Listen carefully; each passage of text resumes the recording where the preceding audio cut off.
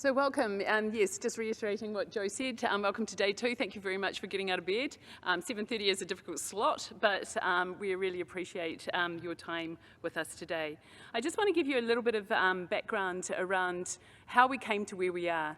So I have to actually really think about the first time where I actually came across this program, and it was working with a lot of Jim Bright's work. So Jim Bright, as many of you may know, is a career development theorist, and he came up with the chaos of theory alongside his colleague.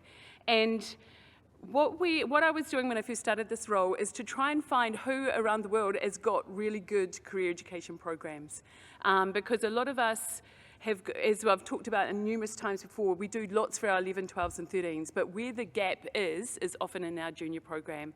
And there's more and more is the evidence that career education needs to come earlier, that we need to open the young people's minds and make it early, often, and integrated.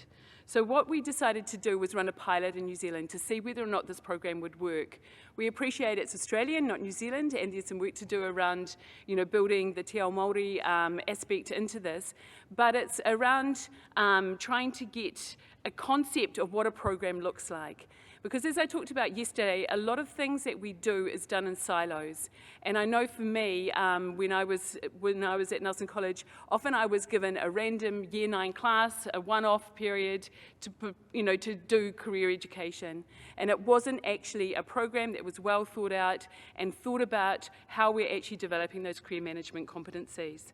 So we engaged 10 schools, Columba College, Craighead, Iona, Nelson College, Scots College, St Cuthbert's, St Margaret's, Tamatea and Timaru Girls, and I did a pilot at Tapawera Area School in the Nelson.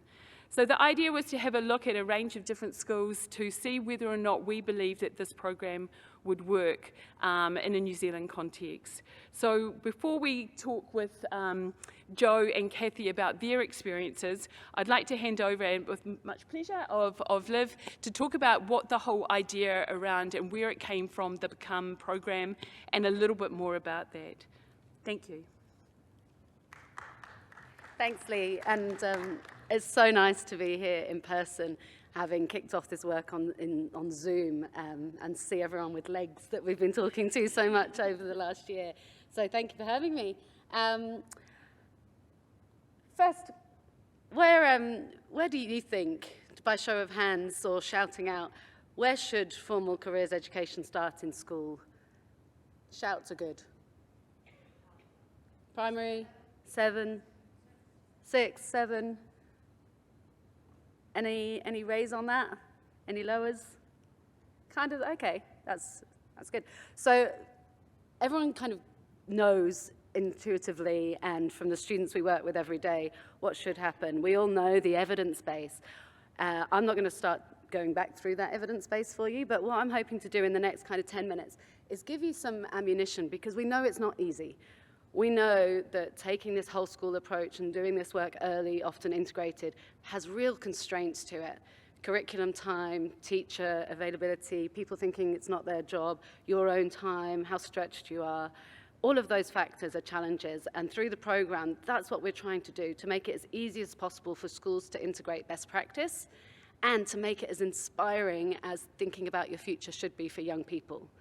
Because we think careers education, part of the challenge is that people think careers is a bit daggy, or it should be amazing. So hopefully this is some data, there's some fresh data in here that you can use to take back to whoever you need to take to if you're having one of those challenges before we go into what the program looks like.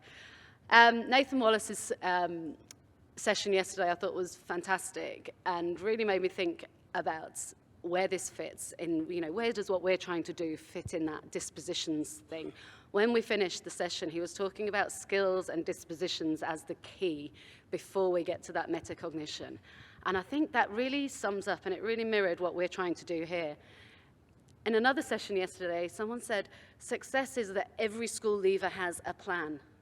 And I really challenge that, because I think a lot of the time that plan is wafer thin, not thought through, it's not designed from the inside out. So I'm going to challenge that and say this is what success is for careers education.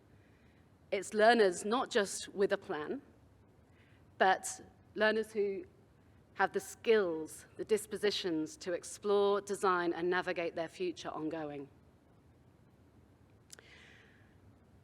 And globally, as Leigh said, there is some great work being done. There's a real increasing recognition of what best practice is. What do we need? The Organization for Economic Cooperation and Development, who are responsible for the PISA data, you will all know the big stats that came out around, that kicked off the Career Readiness Project when they found in the PISA data that 50% of all students at 15 years old aspire to just 10 occupations. And the world kind of went crazy, like, whoa, what's happening? Like, that was a real surprise. They've kicked off the Career Readiness Project because of that and identified what works. And there's 3 buckets to that. There was experiencing the world of work, which, you know, most programs have. Exploring the world of work, maybe. And thinking about the world, thinking about themselves in the world. Almost nothing. There is no time allocated to teaching them how to think, how to fit themselves together with the world of work. We presented at that Career Readiness Project and have submitted multiple papers because we really believe in raising the bar in the evidence base here. And you can't see it there, but the program that we've just rolled out here is also part of that global effective practice in what's working. It might not be perfect, but it's definitely up there in terms of what are we doing to make sure what we do works. Some of the data I'm about to share with you has just been released to the Australian Council of Education Leaders. Again, trying to get this into the strategic heads and the strategic plans because it's so essential to what we're trying to do in the whole of education. And what we presented there was a real question for education leaders about how intentional, where is that intentionality between when we're trying to get students to actually write their own narrative. Because what we're seeing is not that. What we're seeing is that they're conforming to what we're calling a narrative. Yes, we've got the OECD data, our own data, if we look across, 10,000 students, says the same, that about 50% conform to 10 occupations. But when we zoom in a bit, the story's really different. It's even tighter. So what we see across our schools and cohorts is that in any one school, that concentration of aspirations, how narrow their view as a cohort are, is around 50% in just 5 occupations. And when we think about how massive the world of work is, how many cool, exciting jobs are emerging all the time, how fast the world of work is changing, those jobs have not changed for 20 years. The ones that students are saying yes to, the ones that students are getting the nods, are being reinforced. I'm going to be a lawyer. And everyone goes, yeah, awesome, great, you're going to be a lawyer. And that is being reinforced by parents, by schools, throughout. But what we see is that top 5, when we get to the school level, is really different depending on what context they're in. So we can have schools with 0 overlap. And quite recently, I had one week where one day, I was in an elite girls' school where the pressure to be a real job, to have a real job, to not waste their ATAR, to be a doctor, a lawyer, a profession, was crippling, and they've had multiple tragedies off the back of that anxiety and pressure. We know that connection to well-being is vital. In the same week, I was in another school, and none of this cohort had anyone, when they talked about the jobs their families do, nobody knew anyone who had a job. They were in multi-generational unemployment. Centrelink in Australia is how you get your money. Now, they're totally different narrow views, but equally crippling. What we're trying to do is break that and actually give students the time to define success for themselves and explore the world for themselves and question who's writing that narrative for them before it gets locked in. This is a Year 7 cohort from the New Zealand pilot, 51% aspiring to just 4 occupations. This is 60 students, and we can see a real strong influence here of architecture and interior design.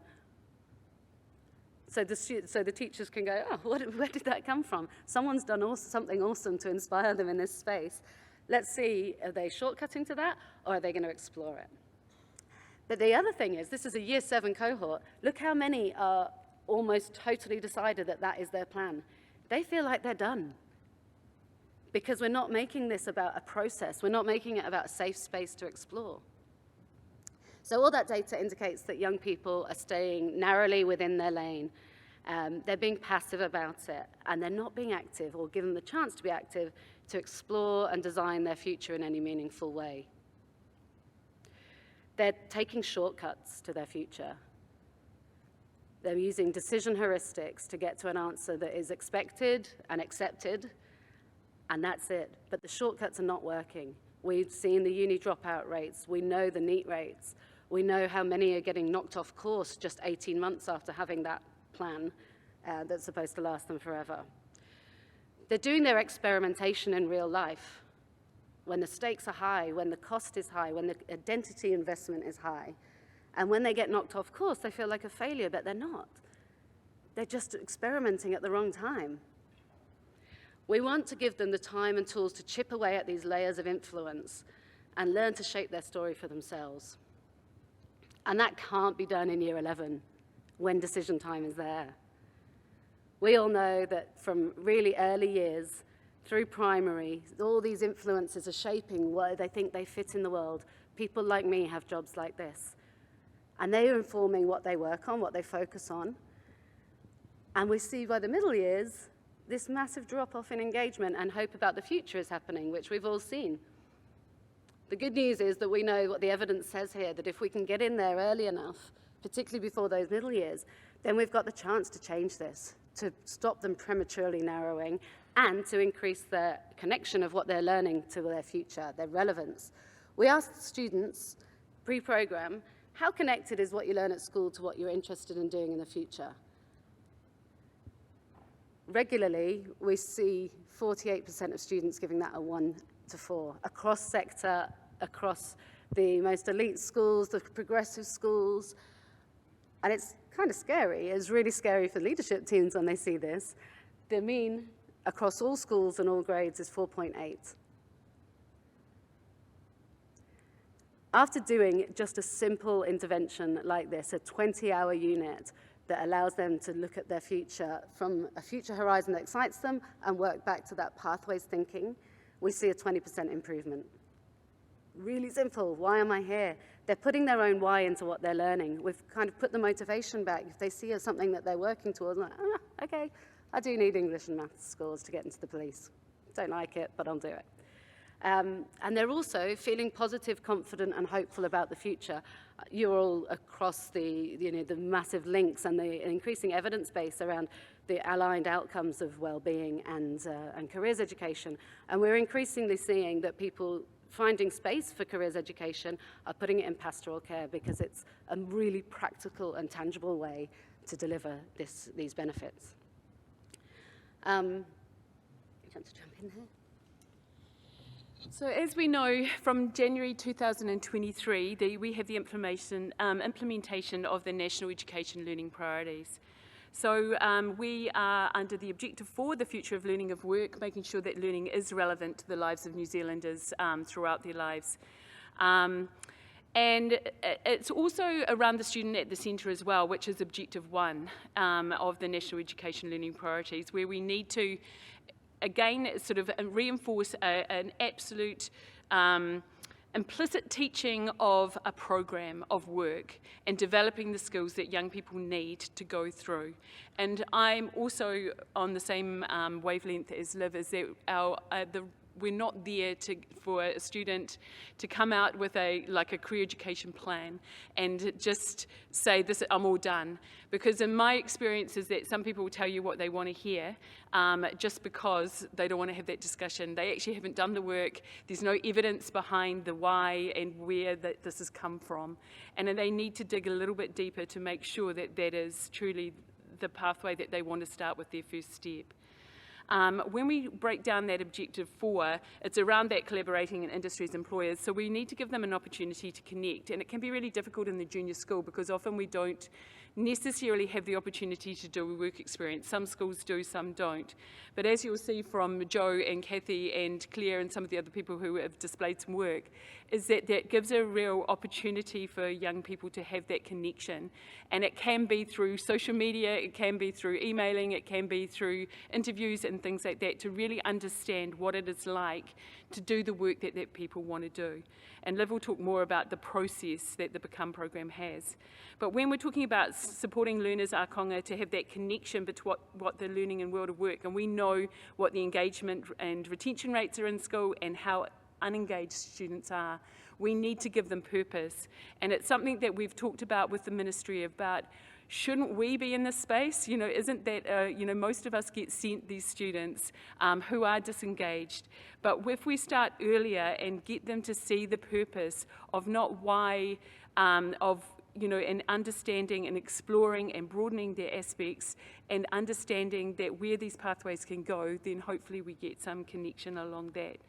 It's also around, there's a big focus in the NALPs around breaking down ethnic, social, gender, stereotyping, and getting people, young people, to be able to have those aspirations. We can't necessarily make that happen for them, but we can expose them to what they could be and get them excited and curious about the future. And as Liv talked about before, you know, there's that theory of hope, that we want people to be hopeful. We want young people to know that there is possibilities for them, and our job is to work alongside them to make those possibilities come alive. So it won't surprise you to hear that we were massive advocates for a new model and a bit of a shift to the traditional model of decision time support, which is often a scramble for answers towards the end of high school within whatever limited time resources, people resources we have, you know, geography constraints, network constraints, all of those challenges we have to doing our job how we'd like to do it. And shifting that to a model of early, often, and integrated. So repeated engagement with their future. And not about coming up with a plan, but about learning the adaptive skills that they're going to need for a lifetime of learning and course adjustments. We want them to leave confident that they have planfulness, not a plan, that they know how to unstick themselves when they get knocked off track, how to make things happen for themselves in a world that is going to be certain uncertainty and also huge opportunity. How can they be open enough? The model, the cycle itself is a teacher-led program that runs from year 6 to year 11. As I've said, it's a 20-hour unit, really flexible, how I think everyone else will show how different ways they've used it in times of frequency and pacing.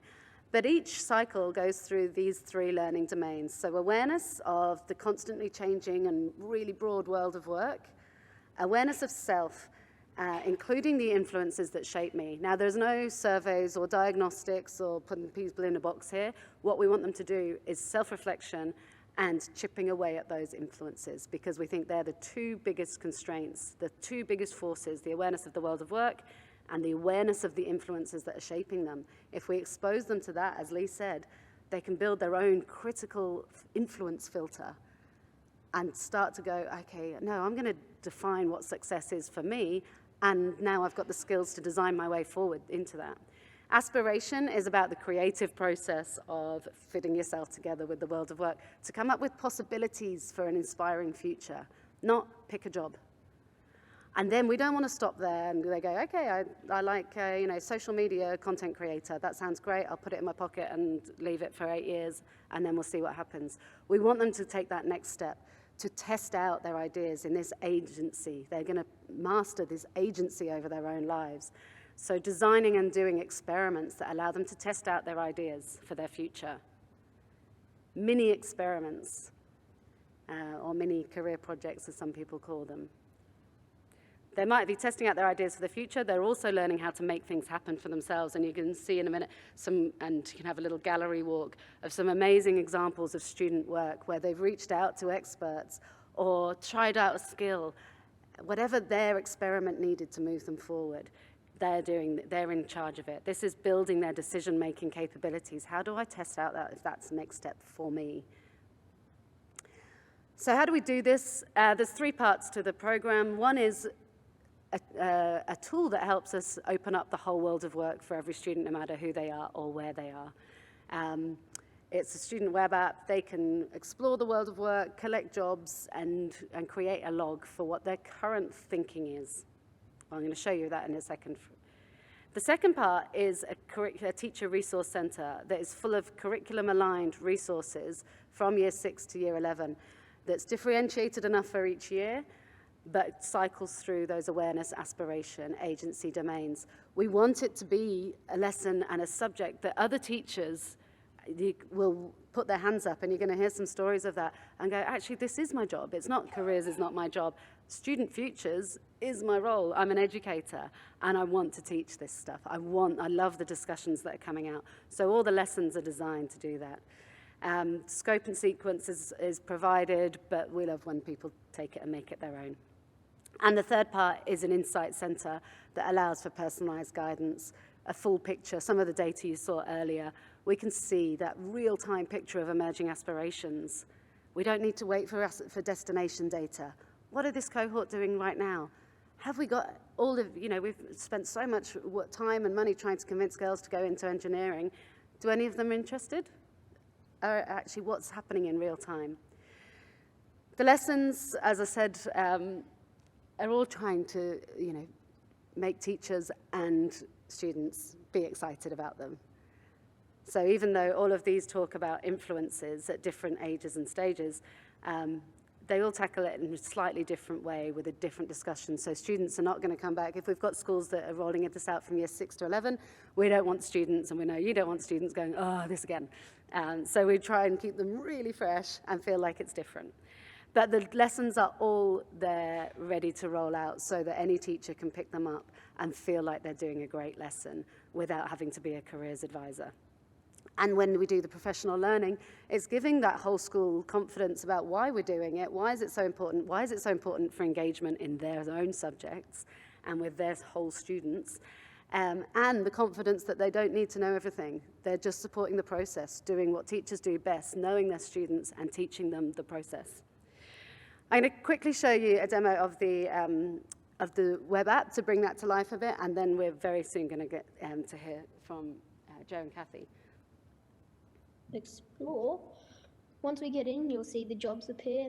Look around, see what you want to do. We're going to go with sports to begin. You see, come into here, there's lots of different sports subjects. There's athletes, competitors, coaches and scouts, umpire, refs, and officials. We're going to go with athletes. Now, on the side, it comes up as a soccer. You can say whether or not you want to do it and why you do or not. I play soccer a lot. Then once you finish this, you can go back to your log. You can see that this is your number 1 on your yes. And yeah, that's how you find it all out. This is subject filter. You can see what ones you want to do and make them your favorite. Food tester, food products tester, food tester. I get to be a food tester. Is that a real job? You get to put them as your top 3. Oh, okay. So then my top, I don't have one of them there, but I'm just going to say, I don't know, surf life saving or casino manager. I'm going to go surf life saving number 2, room designer number 3, and food tester number 1. Food tester, depends what I get to test. I would like to be a 5-star chef dessert tester. So you can see the engagement, and we had one principal say she sat in for an hour and a half and she couldn't get her year 7 kids out to lunch because they were just going crazy and they're so excited. We had to write a lesson called I Didn't Know That Was a Thing, because that's all you hear for the first few lessons, like, oh my God, I didn't know that was a thing. And you can see the critical thinking piece, the why is there. This isn't straight into pathways. We're deliberately slowing the process down not giving them everything there. Then they're going to go off and do some research about it. They're going to develop their own questions about whether that's a good fit, not Google, how much does a dentist earn? How do we develop those real critical thinking skills and stop the shortcuts, slowing that process down? 60% of students find something during the program that ends up not just, I found something I didn't know was a thing, but in their top 3. Given the chance to diversify, they do. We had one class who had, 20% before, 20 students, sorry, it was in one class of, I think it was 160, 20 of them pre-program said, I'm going to be a doctor. Only 8 were still going to be a doctor after that exploration phase. Given the chance to explore and diversify and design it for themselves, they do. And we're not going to go into the experiments and the scaffolded process around that, but you can imagine they're developing a killer question, and there's lots of examples here. 50% of those, when they get the chance to explore it, they result in a change of plan. And we think that's amazing. The safe space to explore and test out their ideas and fail and realize that changing your mind is part of it. That might be a tweak or a complete, actually, that's absolutely not for me. Killer questions like, can you train to be a psychiatrist without touching any blood? Would I be lonely as a novelist? What are some of the others? Oh, you'll see lots of the others, but there's some really genius killer questions that show the depth of thinking that's happening in these. And this is them testing out their ideas in a safe space, which parents also love. It's much easier to have those conversations about, maybe I don't want to be a GP, when you're year 7 and go, I'm just going to explore some other things first. And it's a process I'm going through. You don't have to worry. You can take your hands off the wheel because this is not decision time. So you can see that what we're doing is preparing them with the skills for tomorrow, but also inspiring them for today. Now, enough of me talking. I'd love to hand it over to Leigh. Do you want to introduce? So, I mean, I've done a small pilot with Te Pawera High School, and it's been difficult because obviously I'm not in the school full time, and I've had to go back up and down. And sometimes I was kind of, questioning whether or not this was working for me or not. But what it was cool, we didn't actually get to finish just because the year got in the way. But some of the cool questions that some of these kids were really struggling to be at school. Like most of them were, what is the point? I don't want to be here, I don't want to do this, and that type of thing. But some of the questions that especially one young gentleman had was, it's as simple as, would I do an apprenticeship or would I go to the local NMIT? What is the difference between that training? And who does that training if I do an apprenticeship? We know that's all about to change, but that was a good research question for them to think about in our region. Where was the best way for them to go around that? So, I'm going to introduce you to Kathy and Joe because they've done a lot more in-depth work on that. But one of the key things when we're talking about programs is, talking with Kathy one day, is that they had no careers education in year 9. So nothing was being done at year 9. But with a program, the senior management saw value in career education, and she managed to get 20 hours into year 9 and into year 7 and 8. And I think that's the difference, is that rather than this one-off, we need to be advocating for space in that timetable. And it's amazing how that space comes available when an actual program with purpose is being introduced. So without further ado, I'll hand over to Kathy and then on to Joe.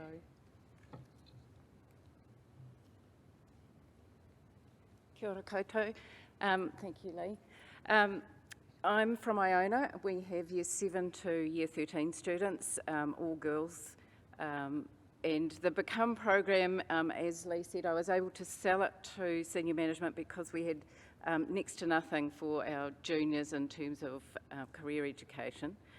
I've had some fantastic support from health teachers and social studies teachers who've given up some of their time to help implement this and allow the 20 hours to happen. And in fact, when the health teachers saw how it was working with our year 9s, they actually said, could we do some of this with year 10s as a one-off? And Liv and Grace were fantastic in developing at very short notice an abbreviated program for the Year 10s, and they were then able to have some of the first part of the program, which we've had really good feedback from as well. The data that's come back out really reinforces what Liv was saying, that students are now feeling more engaged with their learning. That percentage of students engaged see the relevance of it, that it is actually relevant to them for their futures. We have found also that they're being able to think about careers in a no-pressure environment is far less threatening, and so they've been able to do explorations. Some of the killer questions they've come up with have been, if I'm a flight attendant, will I have enough time with my family?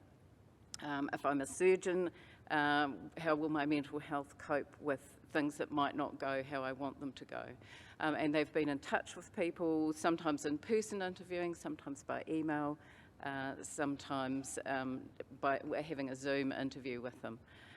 But I feel it's really just opened their eyes to the possibilities and broadened those horizons so that they're not thinking about that narrow range of careers. The lesson plans are fantastic. Sorry, I'm talking quite fast because I'm looking at the time. The lesson plans are fantastic. At one stage we had staff away with COVID, so the lesson plans were handed to relievers who absolutely loved them. It was all written down there. They just spent an hour beforehand having a look over it, and they were able to implement that lesson plan with the students. With our Year 9s, a social studies teacher and I did a team teaching exercise for the first half of the program, and that was fantastic too, and the students were really enthusiastic, they were really engaged, so they did it as a block, whereas our 7 and 8s did it as 2 hours each week and built on it, and the intermediate teachers felt that that worked for them to do it a little bit at a time. For the Year 9s it worked really well as a block, and then the experiment part, the agency, they did in a more spread out time period, so they had time to do their interviewing. But I would really recommend the program for the junior students, just for broadening that horizon and giving them the space to think about it before they have that pressure of what might happen, and making the thin plan for the future. Thank you. Jo. Hi. As I said earlier, I run the Become program with our Year 9 students. So we have 3 Year 9 classes this year. I was fortunate that I had a colleague come on board, so I did it with 2 classes and she did it with 1. How we managed to fit it in the timetable, we kind of pleaded with departments, can we have some time? Because prior to that, I was lucky if maybe I got 2 lessons with each Year 9 class throughout the year. So we split it across the health, the maths and the science departments, so 1 50-minute period each week throughout the second half of Term 1 and Term 2. That was kind of peak COVID time, so there were disruptions throughout the year, but anyway, we managed to get through. The benefit of doing it that way was the normal classroom teacher was in the room when I was doing it as well, and because it was split across the departments, it meant multiple teachers got to see the program in action and actually got to help facilitate and interact with the students throughout the way. With the feedback, as Liv showed earlier, they collect pre-data and post-data, and one of the interesting things was they asked, have you talked to a teacher about what your career aspirations are? And so pre-program, most of them were saying no, and then post-program, most of them were saying yes. So it enabled them to share ideas with teachers, which was fantastic. A couple of highlights for me were seeing the connection, because obviously in the early part of the program, they're learning about their self, what their interests are, what do they enjoy doing, what motivates them, what drives them, what makes them happy, and then when they were going through looking at potential career pathways, making those links. So if they enjoy working with people, finding jobs where they'll be working with people, if they know they don't handle stress, and then making the connection, actually maybe I'm not suited to that program, I can't handle that. When they were in the experiment phase, they all had to reach out and make contact with somebody that worked in their chosen job that they were researching. So how we did that was I just put a spreadsheet together with all the students and their jobs, and then put a contact person for each one. I shared that with staff and with our E2E broker who was able to help add to the list, so then everybody had someone to contact. They learnt that obviously people in business are very busy, so they didn't always get a reply straight away, so they had to follow up or they had to try someone else. We learnt that a lot of students in Year 9 didn't actually know how to send an email or didn't know about basic email etiquette, so they learnt that stuff along the way too, which was great. As I said, in the end, I think nearly all of them got a reply. Some of them were very detailed and amazing, and I think the people that they reached out to really enjoyed passing on or sharing the information. There were a lot of questions around things like how do you handle the stress or the pressure of the job? How do you maintain good work-life balance? How do you deal with grumpy customers or clients? Where do you get design inspirations from, or where do you get your ideas to write a novel? If I'm going to be a baker, do I have to start early in the morning, or do some bakers start later in the day? And the excitement on their faces when they got the replies was amazing, so that was a huge highlight. And as I said prior to that, I hardly had any time with them, so just to be able to start that ball rolling from that really early stage. And now I'm excited to see as they go up through the year levels, see that progression as they now know how to research a potential career pathway. What do they need to look for when they're doing that? How do they make connections between what they enjoy doing at school and what they could do in the future? So as Kathy said, Liv and Grace are very helpful in formulating a plan for you based on what time allocation you have. The resources are amazing. We adapted some for our cohort if we found it was going above their heads. They're very easy to adapt and tailor for your particular students. But yeah, fantastic program.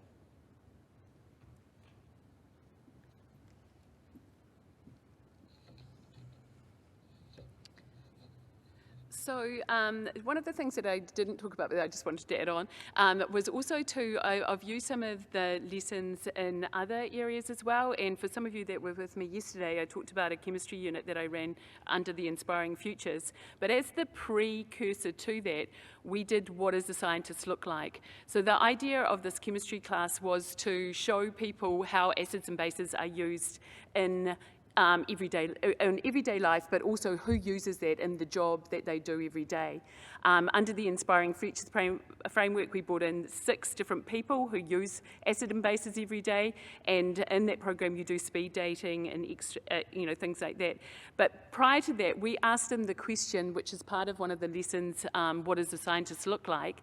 And all the students, and they drew a picture, and you can imagine what that looked like. And I kind of had a feeling in my mind that they'll draw somebody with a white lab coat on, glasses, and crazy hair, and that is what 80% of them actually drew. And when they talked about what does a scientist actually do, a lot of them talked about testing. They talked about blowing things up, and that's a bit pertinent to Liv because she was her children were in that Manly school that had that terrible explosion that went wrong in a science class the other day. But it was, and then after we did that, it's about this sort of connection and having purposeful work through, is it a process rather than a product? So from that, and after we'd done the Inspiring Futures thing where they had connected with people, they also then could see that science doesn't quite look like what they thought. The algae farmer, he was this really hip young guy. He didn't look like a scientist. The baker, they didn't realize there was any science in baking.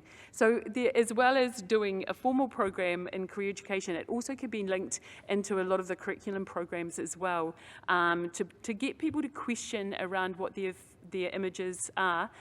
The other key thing that I think is around that work experiment, around getting the young people to actually come up with what do they want to know. And we talked about that a little bit yesterday in this, around our stakeholders, and how do we evaluate if we're effective or not is often around, are we giving them what they want? And so giving the kids the opportunity to explore the questions that they want answered, and we don't know what those are, and to broaden those exceptions. But definitely that researching component, the connection component, and also it doesn't always work that way, but giving them some sort of task that they can try out one of those skills to be able to show whether or not that looks, that looks like what they want to do in the future. So what I'd like to do, sorry, I've kind of, yep, that's the one. So what we've decided to continue this sort of ongoing pilot. Obviously, the key intention is to get this funded through the ministry, and I'm hoping this is recorded and I can forward it to them, because I just want to show the options. And again, I have to re-emphasize that we need to make, if we build a partnership, we need to put a Kiwi component in that. But also I can see a lot of connections with Tahatu, the development of Tahatu as well. And so we want to make this journey go on a little bit longer. So we're really keen to invite any schools that might be like to be part of this program in 2023. What we are offering you is professional development for your team. The first part of that was that next week on Wednesday at 12 o'clock we will run just a webinar, and if you are interested to find out a little bit more and want to bring some of your key staff on, especially the senior managements or maybe some of the teachers that you've identified that might like to be involved in that work. From there we will look at running a professional development program at the beginning of next year, and I'm keen for some feedback around what that timing might look like, because we know how important that beginning of the year is and how time precious you are. As Joe and Kathy have said, there is support around the scope and sequencing. So if you go on, you'll see that there is a huge amount of different lesson plans, but there is support there for you to be able to tailor that program to your needs. There is catch-ups that we run with the teams and the schools that are involved in the pilot, just to make sure that we're all going, because it's, we're all different schools and we'll approach it very differently. And also the pre and post program impact reporting. Unfortunately, it's not free. There is a cost associated with it, but some people have used, if they have got a career budget, some schools have used their staff funding. So, that is a challenge for us around that, but it's amazing again how money comes available when people see purpose to something. So, Liv can talk to you more about that. So that's code. Yeah, so people can use that code if you would like to register and, go maybe find out a little bit more and take it one step further, then you can register with that code. And as a bounce back from that, you'll get the invite to the session next week anyway with no commitment, so you'll get that calendar invite to share. I'll just wait till a few people scan that. We could put it back up after this anyway. Can I move on?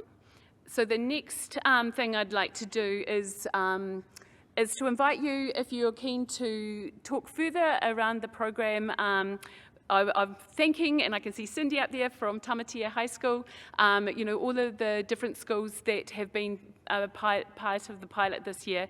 We want to thank them. So we've got an invitation at 5 o'clock, and then if you would like to join us, you're very welcome. And we've got some young ladies from St Margaret's who are in Christchurch, who are year 7s, who are going to, we're going to run a small panel and ask them some questions, along with Claire from Craighead, and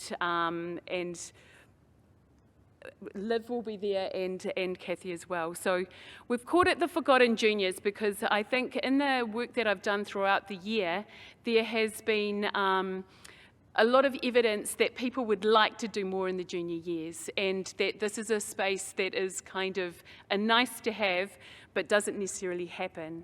And we need to advocate harder for getting some space in there, both with the Ministry of Education, but also within our schools ourselves. So that is going to be the focus this afternoon.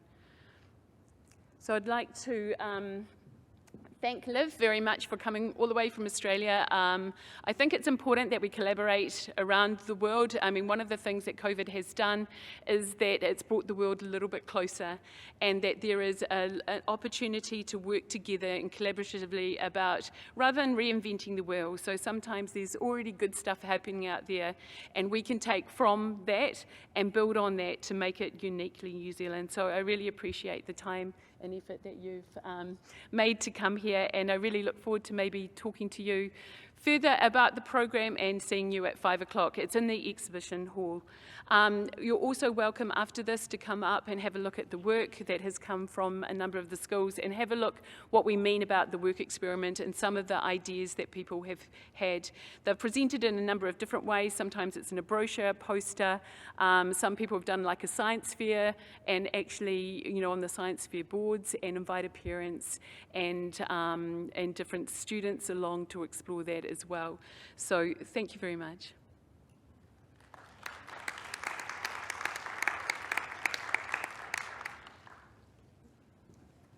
So come up. We're here for questions if anyone wants to come and have a look at the gallery. Yeah, so sorry, I didn't say that. If there's questions, anybody got questions for Liv? $15.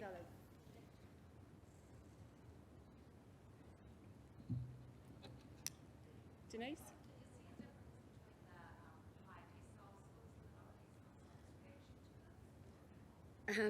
Originally, we thought the higher decile schools would be the ones that jumped at it as a point of difference, and then we could use that to make sure it got to the people that need it. What we saw, 4 or 5 years ago was that some of the higher decile schools were like, we're just happy with the, everyone goes to uni. But now we're seeing their strategic statements shift very much towards, we're preparing learners for their future, to make a difference in the world, to design the path they want. As like the strategy on the front of the t-shirt, and now they have to change the strategy on the back. So in terms of flex of the program itself for the different cohorts, we work with everyone because it's student-centered, and it helps them look at the influences on them, which includes, I don't know anyone who's got a job, or, oh my God, everyone thinks we work with a selective school, and the year 10s there was, 60% wanted to be lawyers, doctors, actuaries, these kids all think, we're really, really smart. And they saw their own data in one of the lessons, If Our Class Ran the World. And they just went, what's going on? And they're like, oh my God, we haven't thought at all about this. We've just gone, they're the hardest to get into, so they must be the best jobs, so they must be the ones we should do. Sheep. And it was amazing to see all of those the cogs turning like that.